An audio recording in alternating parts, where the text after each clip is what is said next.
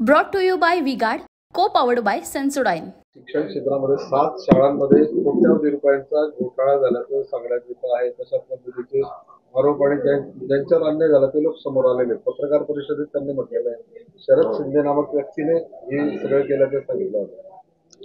हे आरोप करणे आणि आरोप सिद्ध होणे याच्यामध्ये फरक आहे, पण तरी सुद्धा कोणी तक्रार केली असेल तर जिल्हा प्रशासनाच्या माध्यमातून त्याची चौकशी करण्यात येईल आणि जिल्हाधिकाऱ्यांना त्याचप्रमाणे जिल्हा शिक्षणाधिकाऱ्यांना आदेश देण्यात येतील आणि जर त्या ठिकाणी कोणी दोषी असेल आणि शिक्षण संस्थेमध्ये अशा पद्धतीचे गैरव्यवहार करत असेल तर त्यांच्यावर कारवाई करण्यात येईल।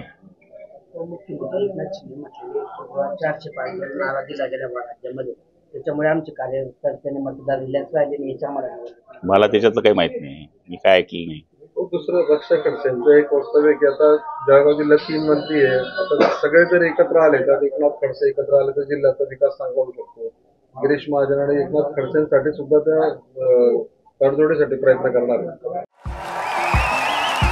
देखिए उनका काम है अफवाह से गर्मी बढ़ाना और हमारा काम है माहौल को ठंडा रखना।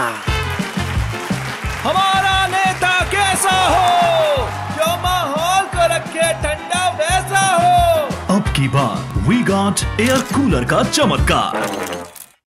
चांगली गोष्ट आहे, त्यांनी प्रयत्न करावे आणि दोघांना एकत्र करावं।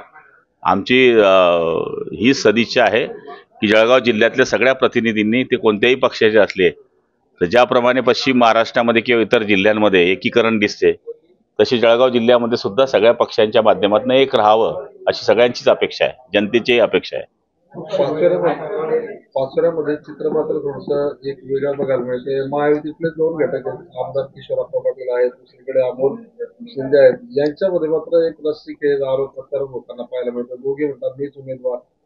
ही बाब चुकीची। अजून खासदारांनी आपली शपथविधी घेतली नाही त्याच्या पहिले असे वाद करणे मला वाटतं उचित नाही।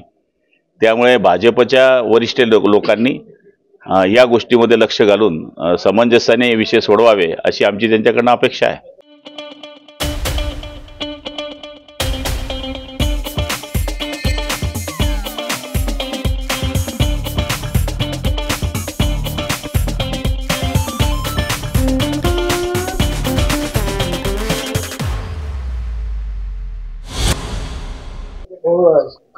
कोकणमध्ये पण तशाच पद्धतीचा वाद सुरू आहे। कोकणाचं मला माहित नाही, जळगावचं जे माहिती आहे ते बोलतो। जळगाव जिल्ह्याचा जर विचार केला तर काही शेतीमध्ये तारा लोंबकलेल्या आहेत। शेती करत असताना शेतकऱ्यांना खूप संकटांना सामोरं जावं लागतं।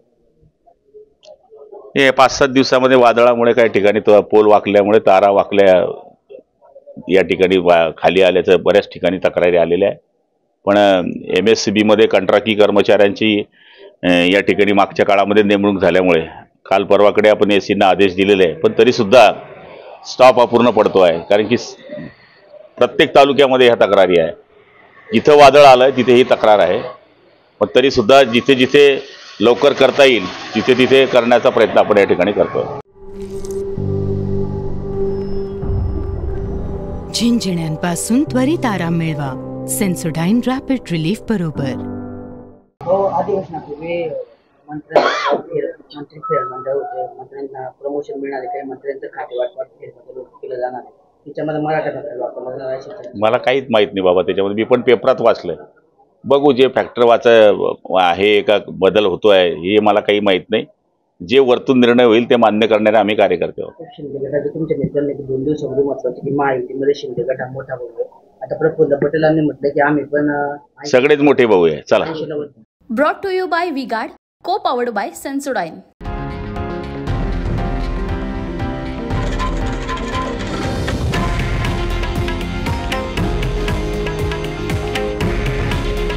हे आहे देशातील नंबर 1 न्यूज नेटवर्क आणि आपण पाहत आहात TV9 मराठी। काळजी तुमची, हित महाराष्ट्राचं।